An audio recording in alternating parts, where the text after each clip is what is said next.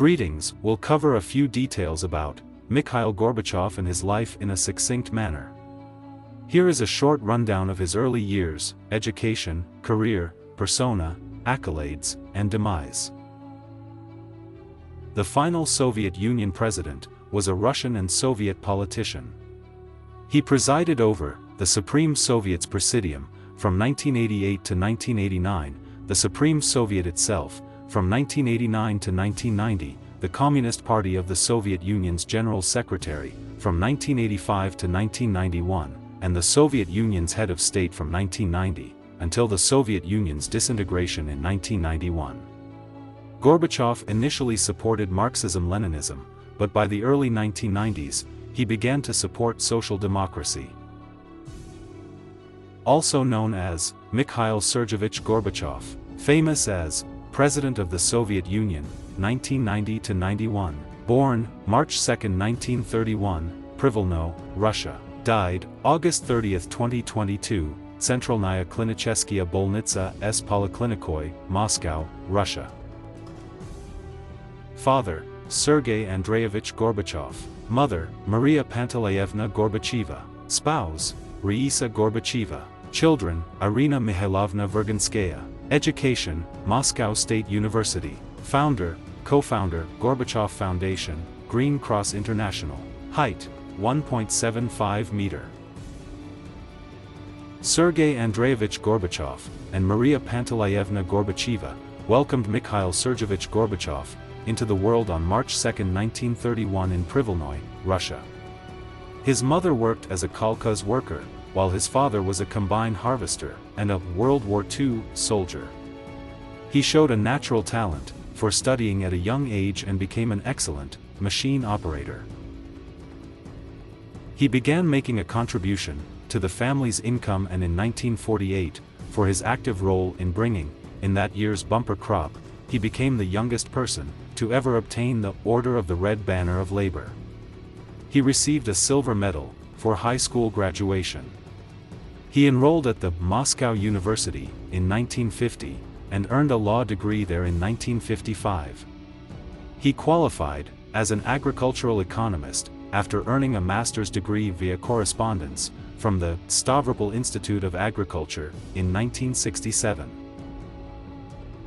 Young and politically active, he joined the Communist Party while still a high school student. But it wasn't until 1952 that he received official recognition and full membership. As a result of his reputation as a diligent and tireless campaigner, he was quickly promoted up the ranks. At 1963, he was appointed head of the Division of Party Organs in the Stavropol Agricultural Crichum. He was the youngest provincial party leader in the country by 1970, when he was appointed first party secretary of the Stavropol Crichum. Working in this capacity, he raised the workers' minimum standard of living and assisted them in restructuring collective farms. He even helped them to enlarge their private plots. He started out as a member of the Communist Party Central Committee, worked his way up, and in 1978 was appointed as the Central Committee's secretary for agriculture. He was given full membership in the Politburo in 1980, after being appointed a year later. As one of the most active members, Yuri Andropov became more well-known throughout his tenure as General Secretary. His travels to several countries influenced his political and social outlook. The necessity for a younger leader became clear after the deaths of Andropov and Konstantin Chernenko, who was Andropov's successor. Gorbachev was chosen by the Politburo to serve as General Secretary in 1985. He sought to alter the course of the party. By bringing the ideas of openness, restructuring, democratization, and accelerated economic development, he also hoped to effect change in the state economy. He introduced a number of technological innovations to boost productivity and cut waste in an effort to improve the Soviet bureaucracy's efficiency. He started an anti-alcohol campaign and developed a market economy that was more socially conscious. Along with dealing with domestic problems, he developed a friendship with Ronald Reagan, the U.S. president at the time, to help the Soviet Union's relations with the leaders of Western countries. The Cold War ended as a result of the two's developing relationship. He and Reagan struck a deal in 1987, requiring both nations to dismantle their stockpiles of intermediate-range, nuclear-tipped missiles. He handled the Soviet military's departure from Afghanistan in 1989 after 9 years of occupation, between 1988 and 1989.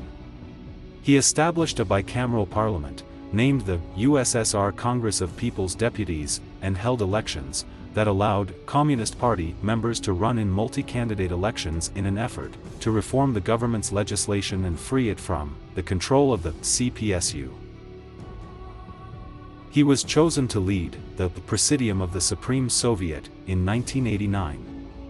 Due to the reformative program, he outperformed his predecessors in terms of influence and became a true standing parliament with significant legislative authority.